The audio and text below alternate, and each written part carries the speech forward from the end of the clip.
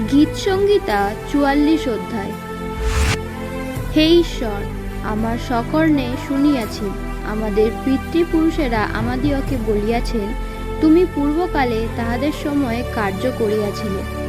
তুমি আপন হস্তে জাতিগণকে অধিকারচ্যুত করিয়া তাহাদিওকেই রোপণ করিয়াছিলে। তুমি লোকবৃন্দকে চূর্ণ করিয়া তাহাদিওকেই বিস্তারিত করিয়াছিলে।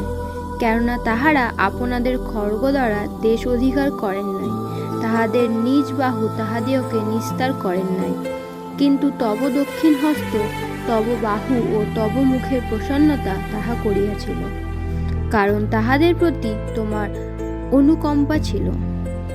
হে ঈশ্বর, তুমি আমার রাজা, যাকবকে পরিত্রাণ করিতে আজ্ঞা হোক। তোমার দ্বারা আমরা আপন বিপক্ষদিওকে গুতাইয়া ফেলিয়া দিব। যাহারা আমার বিরুদ্ধে ওঠে তাহাদিওকে তোমার নামে পদতলে দলিব। যেহেতু আমি আপন ধনুকে নির্বন করিব না, আমার খড়গ আমাকে নিস্তার করিবে না, কিন্তু তুমি আমাদের বিপক্ষগণ হইতে আমাদিওকে নিস্তার করিয়াছ, আমাদের বিদ্বেষীগণকে লজ্জাপন্ন করিয়াছ। আমরা সমস্ত দিন ঈশ্বরেরই শ্লাঘা করিয়াছি, আর চিরকাল তোমার নামে স্তব করিব। কিন্তু তুমি আমাদিওকে ত্যাগ করিয়াছ, অপমানগ্রস্ত করিয়াছ। আমাদের বাহিনীগণের সঙ্গে যাত্রা করো না। তুমি বিপক্ষ হইতে আমাদিওকে ফিরাইয়াতেছ। আমাদের বিদ্বেষীগণ আপনাদের জন্য লুট করিতেছে।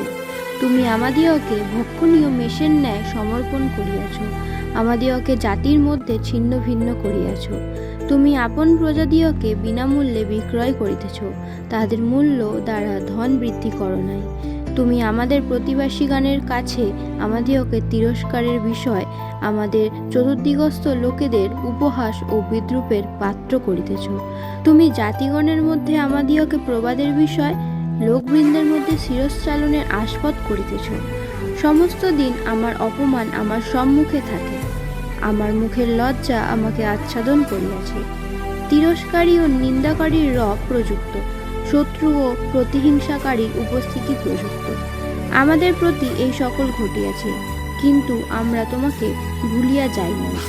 তোমার নিয়ম বিষয়ে বিশ্বাসঘাতকতা করি নাই, আমাদের চিত্ত পরঙ্খমুখ হয় নাই। আমাদের পাদবিক্ষেপ তোমার মার্গ হইতে ভ্রষ্ট হয় নাই। তথাপি তুমি আমাদিওকে শৃগালদিওর স্থানে চুরমার করিয়াছ, মৃত্যুর ছায়ায় আমাদিওকে আচ্ছন্ন করিয়াছ।